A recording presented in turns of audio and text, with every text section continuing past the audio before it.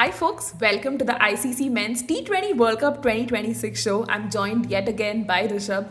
And, we are really looking forward to this discussion, right? England versus Pakistan, a match that we were quite excited about too, right? Because of the brand of cricket that both the teams have been playing. England edged past Pakistan. It was a last over thriller. Didn't really think it would go down to the wire. But England, courtesy this win, have now sealed a semi final spot. Left Pakistan with a lot more questions than expected. To Pakistan's credit as well, Shaheen Shah Afridi finally looked like a little bit of his old self, right? A fiery four-wicket haul there, and that whole shake hand with Harry Brook as well, right? You could see how sportsmanship was on display. But Harry Brook, again, just absolutely taking the cake there. 100 of just 51 balls. Played a very, very dominating knock, and despite regular wickets falling around him, man was undeterred, to ensure that England sort of gets those points in their kitty itself. And in this live, you will see us, discuss all about that win and what this means for the rest of the tournament itself. Rishabh, first thoughts on the win? Did it feel like a classic, low margin World Cup game where the momentum kept swinging every few overs, but you knew, right, that probably England had it in them to just go all the way?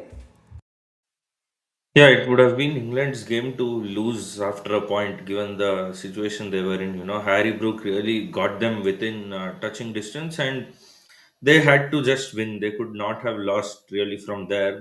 And but it did feel you never know. They required like 4 runs of 7 balls with 2 wickets in hand. So I was like, please no, England, don't, please, never know. But fortunately for them, they managed to get over the line. But yeah, man, it was a thrilling contest in that sense because Pakistan had their moments. They had England in trouble. Then Harry Brooks stepping up. There was a lot of talk and criticism around Harry Brook himself as well. So he shut a lot of his critics as well. Always good for a captain to lead from the front that way. That too in a high stakes contest. So that'll do him a lot of confidence. And when your captain's scoring like that, it will also reflect in his captaincy. So more positives for England there. But yeah, Pakistan now, I think the max they can get to is 3 points now. So if New Zealand can get to five. So if New Zealand win two games, Pakistan is done. They're out. So again, that's going to be interesting of who will be the second team to make it from there. So it's really well poised in that sense. Yeah, I mean, just as we thought, that group doesn't have a lot of concerns. Probably, the ones qualifying seemed fairly simple, right? With England having already sealed their spot. Again, Pakistan giving a lot of reasons for other teams in that group to, believe that, hey, we could possibly still make it. Syed going on to say a hello to us. And Ayush also going on to point in the chat that Pakistan cricket is like a comedy circus. There are a bunch of players in that team. Again, I think this might be a little harsh, but we will discuss like what really went wrong, right? What Yeah, bad. we can have one entire episode just talking Pakistan someday. Honestly, okay, yeah, never mind. I mean, yeah, at this point, the kind of performances that they have come up with and the strategy itself, right? At last, sometimes when the commentators are just like losing it, they're like, what is the strategy? What is really happening here? So, yeah, as Rishabh said, a discussion for another day. And I know nobody also going on to point out that Brook played an innings of his lifetime, right? I mean, the kind of form that he was in, a lot of people had just written him off. But to come in and put a performance like that was just commendable, to say the least. The criticism on Pakistan continuing. By Pakistan are clueless. Their captain just does not know which bowler to use when. We will talk about tactics and strategy in a bit. But Rishabh, at the toss itself, right, Pakistan chose to bat first. Again, do you think it was the right call considering how the pitch behaved, under the lights at Candy? And again, against a team like England, putting yourself, in such a pressure situation, did you think it was the right call?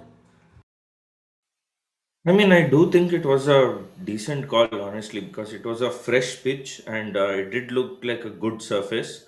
So I think they should have gotten to 180 at least. They were 15 short. They were clearly 15 short, and under lights it did have something for fast bowlers later on. We did see Shaheen getting those 4 wickets. So it's not like there wasn't enough assistants for Pakistan to work with later on.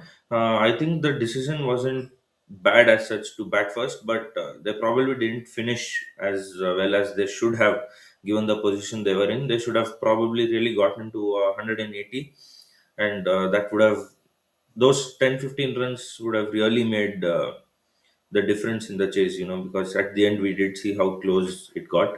So I think no mm, issues as such in them batting first, but they could have done a lot better getting to get those extra 15 runs. And here again, Rishabh, I probably want to take a moment to pause and ask you, like, how important do you think, right, were England's early strikes, especially in the power play itself, that sort of prevented Pakistan from fully capitalizing? They had a decent start, again, to their credit, but England, right, they were just so incisive with the ball, and getting those early wickets really helped the cause.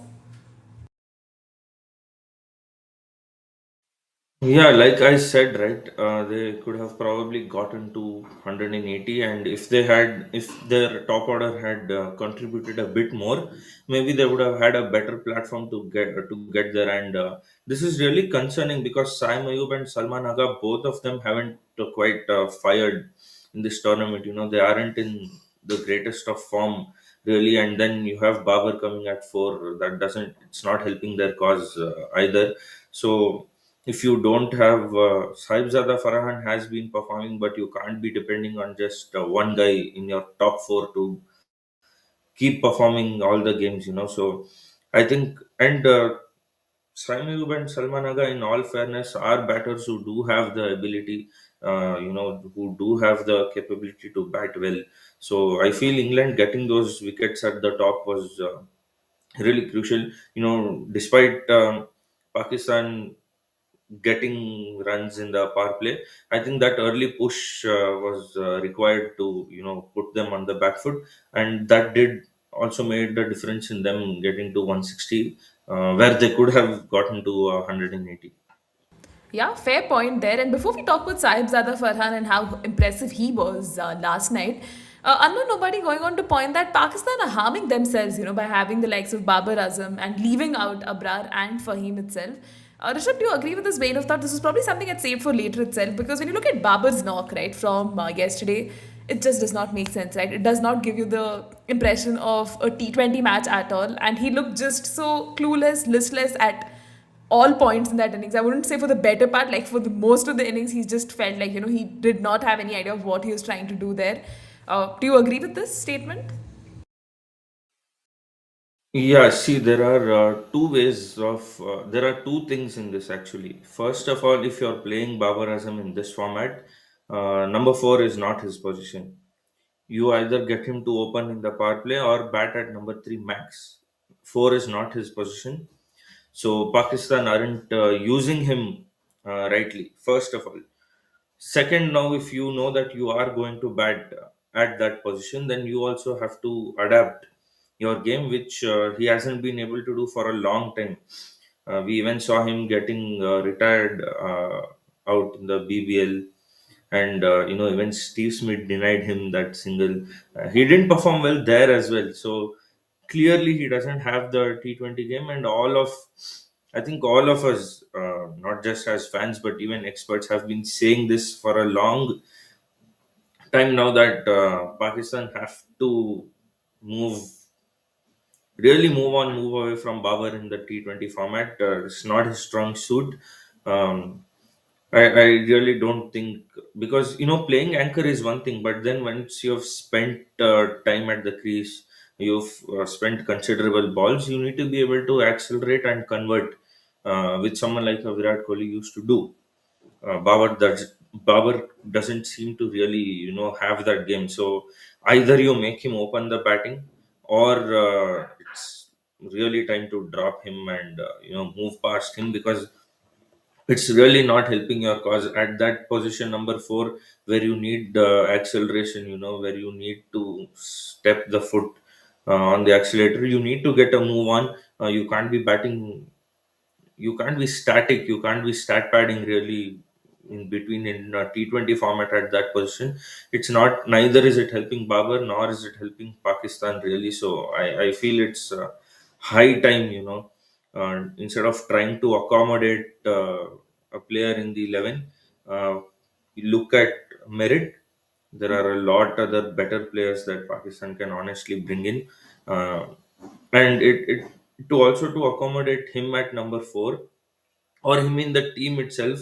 You're really denying other players opportunities. Someone like Fakhar Zaman is batting at number 5. That is a serious crime. You cannot have Fakhar Zaman batting at number 5, for God's sake. That guy has to be batting in the top 3 max. Ideally, he should be opening with Sam Ayub. Max, you have him batting at top 3 because he's such a destructive batter. He's one guy in the team who can effortlessly hit sixes at will. He has that power. He has the T20 game. He's proven it in the past. He's a proven opener. So over the last year or 2 years, I think he's been done wrong as well. You've removed him from the top. You changed his position to 4. Now you bring him down to 5. You're really wasting the talent and spoiling a player like Fakhar Zaman that you have. You need someone like him at the top to make the most of the power play. You're batting him at 5 just to bring Babar at 4. So this whole accommodation thing and changing position of players to fit in your favorites, this whole internal politics that is going on within the Pakistan team, clearly not helping their cause. I think they've got to make a lot of these changes with regards to their 11.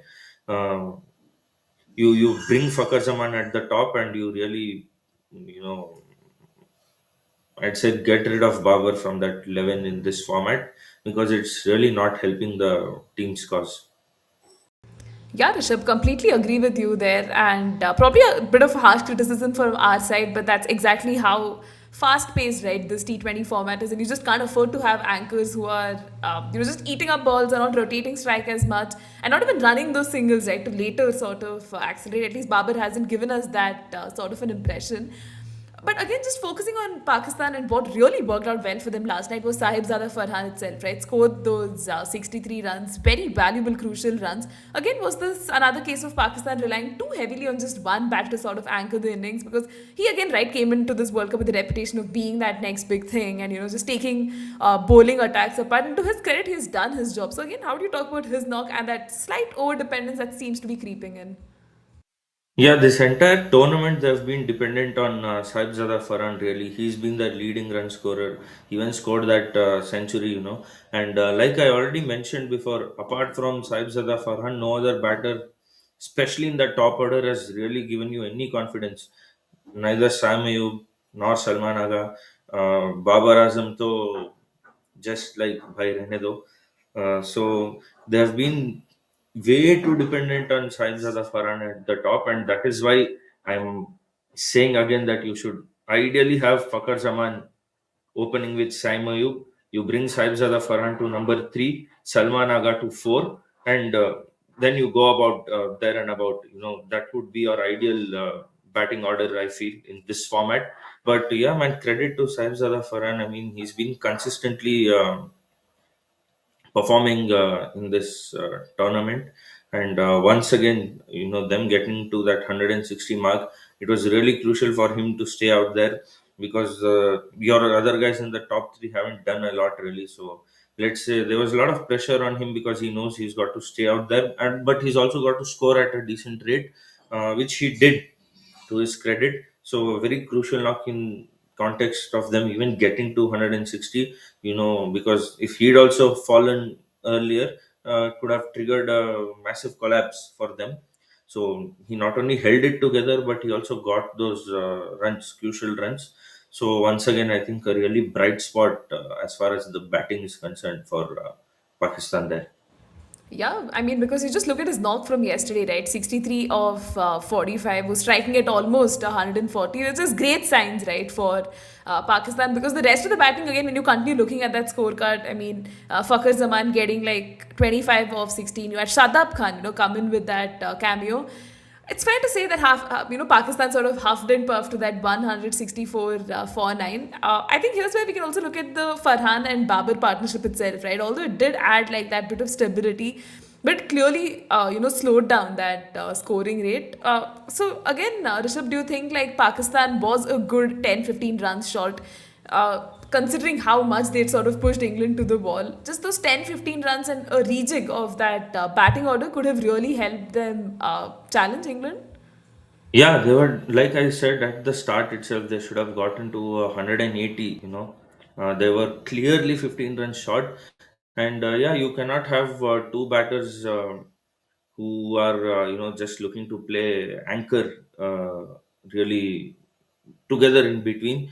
Uh, at least Sahibzada Farhan still batted at a decent strike rate, but you really need uh, someone who can take that pressure off him as well, and score at a better pace in the middle. And clearly, Babar wasn't doing that. He's not the right fit for that. So then that also puts more pressure on Sahibzada Farhan at the other end, right?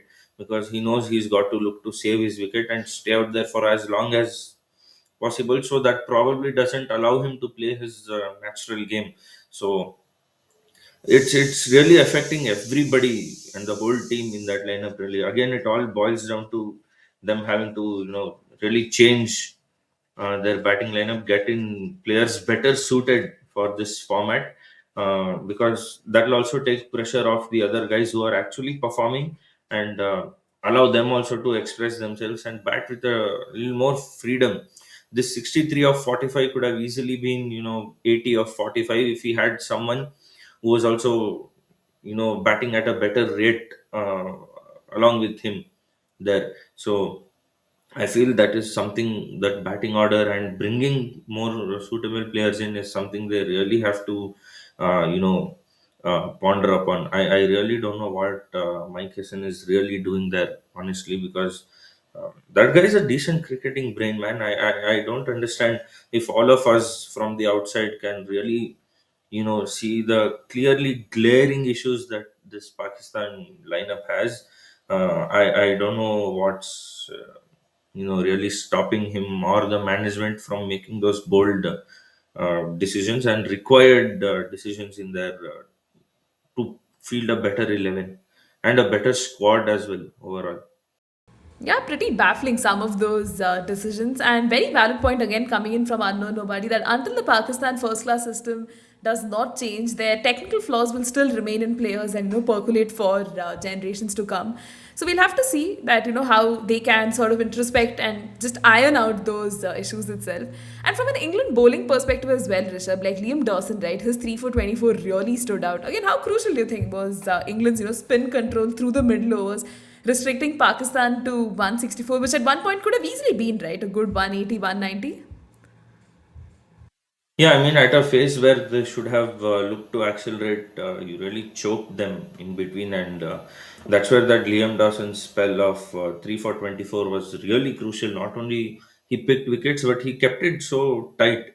You're giving away just 24 in 4 overs. That is phenomenal for a spinner in a T20 game. He's got Salman Aga, he got Mohammad Nawaz, he got Usman Khan, all of these guys down the order. So there was really no contribution as such apart from Fakhr and Shadab getting those little impactful 20s, but no one else to really give them that push towards the end, that finish, that acceleration that they actually needed towards the end of the innings didn't come. And that was, I think, credit to Dawson and England's spinners, the way they kept control. They didn't allow Pakistan batters to get on top of them, and really those 15 runs made all the difference in the game. It was quite evident those 15 runs made all the difference. Yeah, true there. And even unknown nobody going on to point that Adil Rashid's over to Fakhar Zaman was again a masterclass, right? Slow spin, just 70 kilometers per hour was quite challenging him in that regard. The rest of the England bowling card too, right? You had Jofra Archer who was absolutely breathing fire last night, 2 for 32. You had Jamie Overton as well, right? Going at almost 8, but still, pocketing those 2 wickets. Adil Rashid with the solitary wicket, which meant, Pakistan was restricted to 164 after their 20 over vigil, so to say. Now, the task was cut out. England had 165 to chase.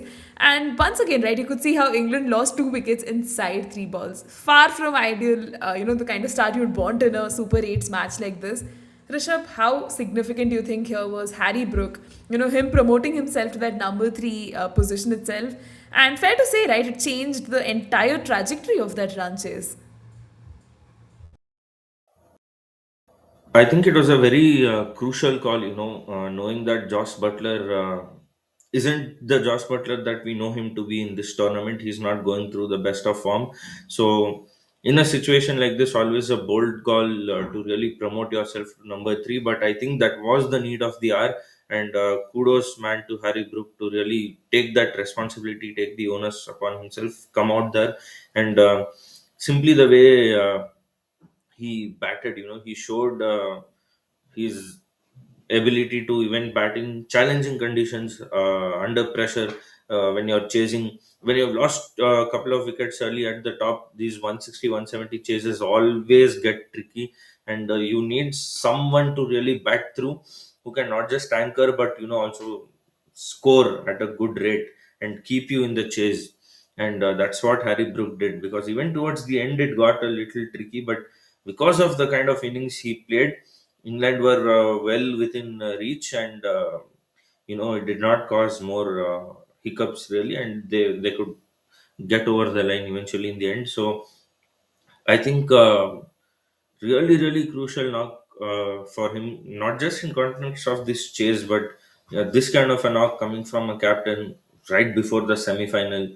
I think a huge boost for him, for the entire team. And like I said at the start, this will also reflect in his captaincy. When he's scoring runs, when he's leading the team well like this, it's all going to help. It's going to keep you in a good mind space. That's going to allow you to take better decisions under pressure. So it's only going to help England more going into the semi-finals. So from a all complete rounded perspective, I feel it was a very crucial knock from Harry Brook, and it's also good for them to know that apart from these guys, Salt, Bethel, all of them are known for going explosive at the top. You have someone in that middle who can be the glue to that innings. It's always important for you to have someone like that in this format. No matter how much you talk about strike rate and bang bang batting and all of that, but if you have someone who can stay in the middle, because he's also batted close to 200. It's not like he's batted at a mediocre strike rate or an average strike rate or whatever. So he's converted, and you know he's not only stayed out there, but he's also scored at a brilliant strike rate, 196. So I think it really gives them confidence to know that you have someone like that in the middle, and especially when it's your captain. I think that makes a lot more difference. Yeah, because just have a look at Harry Brook, the way he went about with his innings construction itself, right? 100 coming off 51 balls, a knock, peppered with 10 fours and 4 sixes. Have a look at his batting wheel. You wouldn't see that there's like one area that's dominant. He accessed all areas of the field itself. He took 18 singles, a very physical knock in that way. He ran 9 twos. The boundaries too, right? We've spoken about that. The fact that he was able to play spin really well, something that has proven to be a challenge for him in the past. Because again, when you look at England and their scorecard itself, right? Besides Harry Brook, who did the bulk of the heavy lifting there with the run chase itself, you still had wickets falling around him, right? Rishabh, here's where again I want to pause and ask about Josh Butler itself. He's been in the sort of an indifferent form. Again, not to be that person, but do you think it's time for England to reconsider maybe bringing in someone like a Ben Duckett, or do they persist with him like for the rest of the World Cup, just see this through? I think for now they should just look to persist, finish this World Cup, and they'll probably then take a call on that. But yeah, unfortunately for them, Butler throughout this tournament hasn't really been at his best. If you're still scoring, getting those starts and getting out, it's a different thing. But he hasn't quite been, scoring or batting the way he's been. There are a lot of actually technical flaws in his batting if you actually look at it, right? Because his head shape looks really off. That's affecting his balance as well. That looks really shaky.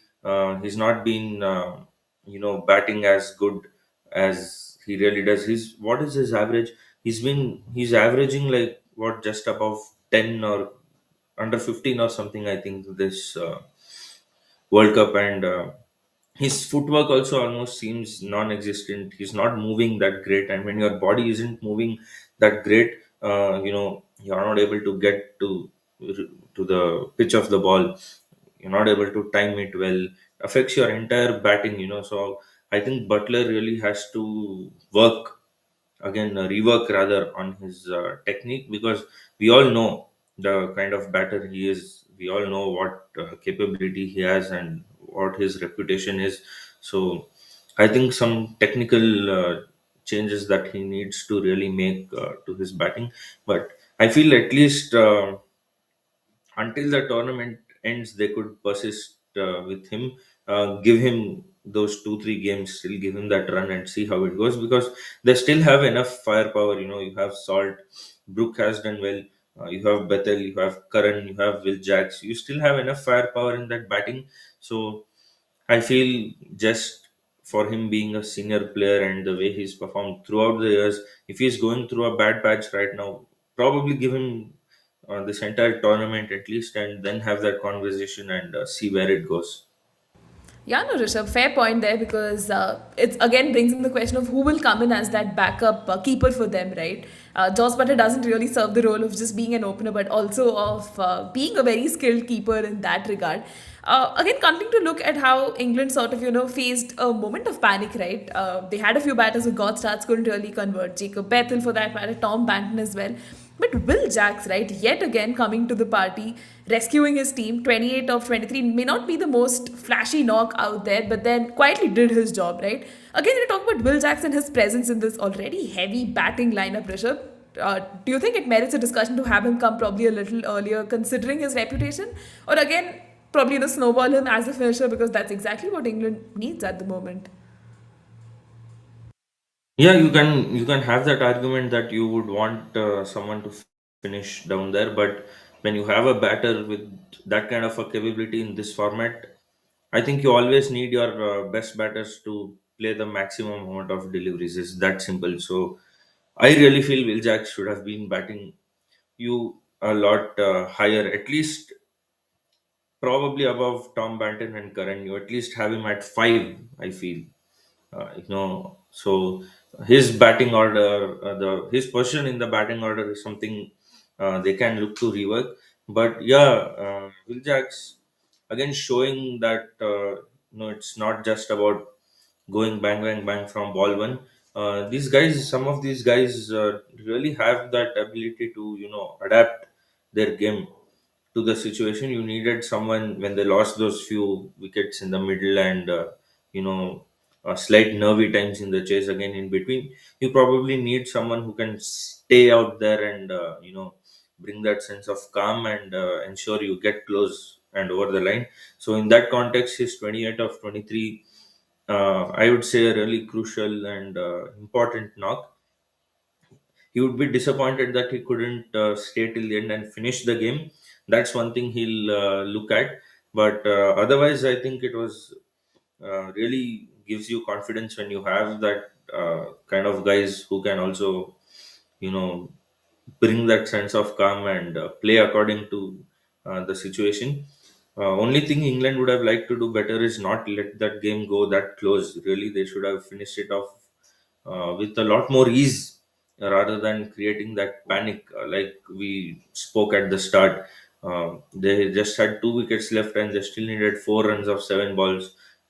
T20 cricket, especially, is a funny game. It could have probably a couple of dot balls or another wicket, and it could have gone either way. You never know. So when you have the game in your hand, I think it's always better if you can finish it with as lesser hiccups as possible. End of the day, they got over the line, they qualified. That's what matters. But you wouldn't want yourself to be in this kind of situation again if you're chasing, because you never know. What if a slight something goes wrong there and you end up uh, making a mess of that chase. You wouldn't want that to happen, so that's something they look to work upon. But Yeah, I feel having Will Jacks down there, the way he performed, I think that was a really important knock in the context of the chase. Yeah, because it's one of those funny things, right? Although England did end up on the winning side, takes me back to a conversation we were having off record. Like somewhere does it reflect that hey, England was very resilient, they got that win, or does it expose deeper concerns, even though they have booked their place in the semi-finals, being the first team to do it in that way. But here's where we can also talk about Pakistan's bowling, right? Shaheen Shah Afridi once again showing some glimpses of that promise that he broke onto the international scene with 4 for 30. Fair to say, right? It nearly turned the game for them. You had Usman Tariq as well chip in with a couple of wickets, and I think there was even. There's also even Mohammad Nawaz, right, who sort of got those wickets and ensured that Pakistan was still like in the reckoning and they could really produce some upset. So how would you look at Pakistan's like overall bowling effort, specifically just Shaheen Shah Afridi and the kind of criticism the man has been copying right of late? Yeah, it was important for Shine to get back among those wickets because off late for a fairly long period of time he hasn't really been at his best. He's going for runs, he's not getting those wickets as well, and you need your lead pacer, to really perform from the front the way he did. So this performance will really do good to his confidence, irrespective of whether they make it to the semifinals or not. You need your senior players to get back into that rhythm, and probably at the right time as well, because their next game now is a must-win game for them, literally to stay in contention or have any sort of chance. So from that perspective as well, Usman Tariq as well, he's been doing really well since the time he's come in, I feel. So he played a crucial role there as well. Mohammad Nawaz was also fairly decent, I feel, 2 for 26. Overall, a well rounded bowling effort, but I think what Pakistan, I think they once they had England at in pressure at 58 for 4, they shouldn't have let it slip from there, really, I feel, and that is where probably they they could have had, I feel, a change in the lineup, really, because under lights the ball, it was doing well for the fast bowlers. We did see Shaheen getting 4. So my only question is, why do you not have Fahim Ashraf really in that 11? Because that guy is your medium pace bowling all rounder. Probably another fast bowler there, with Shaheen Afridi and Salman Mirza, would have helped their cause in this game. And Fahim also has those variations, dude. He has the slower ones. He's also been bowling at the. He also bowls at the death, so he has that ability. When he's in the team, you've just reduced his role down to a fielding all rounder, not even a batting all rounder, because he's batting as low as 7-8. That makes no sense to have Fahim batting so late. If you're playing him as an all-rounder in the side, and then you don't make him bowl at all. So really, the crux of the issue with Pakistan again comes down to selection, picking the right players. And if you are picking the guys, you're not playing them at the right position, you're not making utmost use of them. So I think they've got a lot of work to do behind the scenes, really. And unless they don't get that combination and that thinking right, it's going to be difficult for them to win win games consistently. Yeah, and under Mike Hessen, they really have the opportunity to turn things around, and I hope that they get most of the things right. Because in this match too, right, the fact that you've challenged England till the 20th over and really pulling the match till there, because England too, right, a scrappy win in that regard. They still won by 2 wickets with 5 balls remaining. You really felt, the momentum was shifting, and what could have happened, right, had Pakistan done a few things right again from a selection level and like probably tactically in the game as well. But Rishabh, almost as we reach the end of our discussion, we have another interesting match on cards today. We have Sri Lanka take on New Zealand. For Sri Lanka, this has become some sort of a must-win game, right? A home World Cup. They've done incredibly well so far. Not an ideal start to their Super 8s. so far, and they're playing against New Zealand, right? A team that just keeps growing from strength to strength in each match. They're coming after a good set of rest days as well. Are you interested for this match? Yeah, if Sri Lanka have to have any chance, today is a must win. If they lose today, they are done. Their campaign is done and dusted. And from New Zealand's perspective, I think they'll be through if they win today because they'll get to 4 points. Then Pakistan, even if they win their last game, they finish at three. And Sri Lanka obviously will get to 2 points if they win their remaining game. So nobody can get to four. So all New Zealand have to do is win today, and they'll be through. You'll have your two teams from that group. So today's game will pretty much decide what happens in that group. New Zealand win today, they're through. They lose, they put themselves in a tough situation, and then it becomes really tricky as to who from those three will go through. But if New Zealand win, they're through, and this group is done. Then you'll have your two teams. So uh, this result will determine whether Group 2 is sorted or it still goes down the wire as to who that second team will be to qualify from there. So the result will know whether it makes it more interesting or the remaining games in this group will be dead rubbers. So we'll find out from there. But oh yeah, sorry, New Zealand will reach 3 points if they win today. Yeah, sorry, I forgot that it was a washed out game. Uh, yeah, correct. So it is a must-win game for them, but they'll really get close to qualifying if they win today. They'll have three. So then the max that Pakistan can get to is three. New Zealand have one more game, so they get to five then. So their part to qualification will become a lot more easier then. So otherwise there'll be a lot of drama and chaos there. So for New Zealand, I think a must-win game. For Sri Lanka also, if they have to have any chance to stay alive, they have to win today. If they lose today, their campaign is officially done. Yeah, for Sri Lanka, a loss would mean their campaign is as good as done, right? So both teams have a lot at stake. And yeah, guys, the match goes live at 7 p.m. and you will, find us discussing this tomorrow as well. But yeah, folks, thank you so much for joining us today. Thank you so much, Rishabh. It's really fun having you. Yesterday's stream, touched some record highs, I think, with respect to viewership. Hopefully, we can continue with such great collaborations as well. Not sure if, India will go on to win this World Cup or not, but we've had some great conversations through and through. So, really grateful for that. To all the folks who took out their time on, Wednesday morning to, be with us in the live chat. Thank you so much. We really appreciate you. Let's keep this, enthusiasm and vibe as the rest of the World Cup unfolds. But yeah, folks, until next time, as I always say, stay safe, take care, and let's keep enjoying the cricket. Cheers. Thank you so much.